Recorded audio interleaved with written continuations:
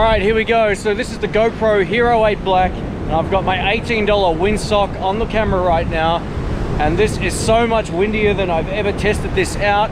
And this particular windsock covers all three of the microphones. That's right, there's three of them on the GoPro Hero 8. Now, I tested this out at the beach recently, and if you missed that video, I'll leave a link up in the cards. But today, it is so much windier than I've ever tested this thing out in. I'm at a beach in Melbourne, Australia that doesn't have waves. You might be saying, hey, but there's waves today.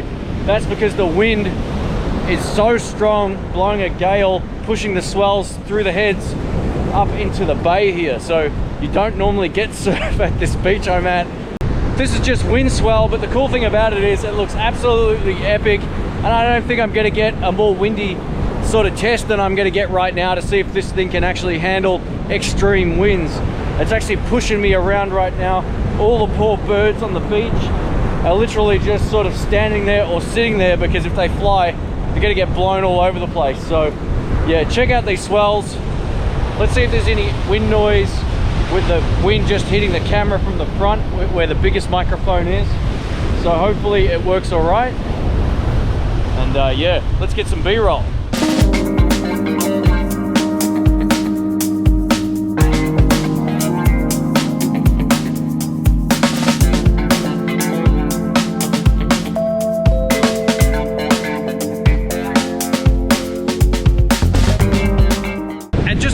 Comparison, I've taken the windsock off the GoPro Hero 8.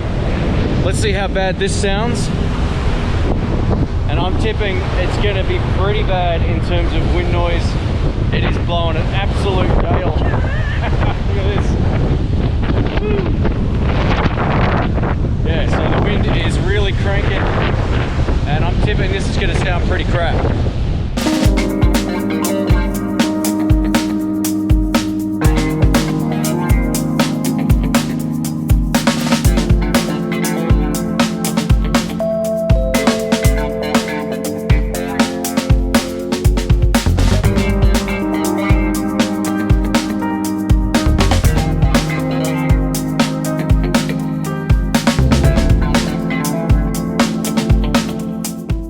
Now the wind is hitting the camera right in its face right now, and if there's no wind noise, this is by far the best solution for better GoPro audio without getting the media mod and spending a whole lot of money on something that's pretty lackluster. So if this is working right now, I'm actually yelling pretty loudly, my voice is crackling.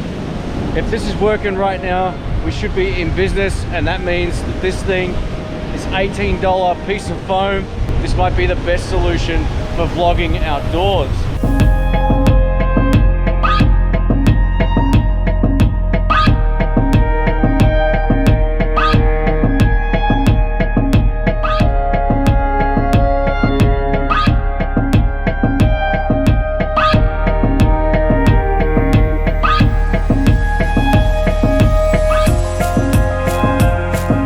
Like I mentioned before, the wind is at least 3 or 4 times stronger than my last video. If you missed that, I'll leave a link up in the cards and you can check that out. But I gotta tell you, I'm really impressed by just what this camera can do, how stable the actual camera is as well, and just the sort of picture quality you can get. I have noticed a couple of weird things about it. If you're shooting in 1080p mode at 100 frames per second, there's a lot of noise in the image. It's still very usable, but it's just one of those things I find like it gets a little bit too noisy at those extreme frame rates, you know, at 100 or higher. So my suggestion would be keep it at about double the real frame rate and just speed it down 50%, and you'll get some amazing results. But if you do want that super slow-mo, the camera can do it.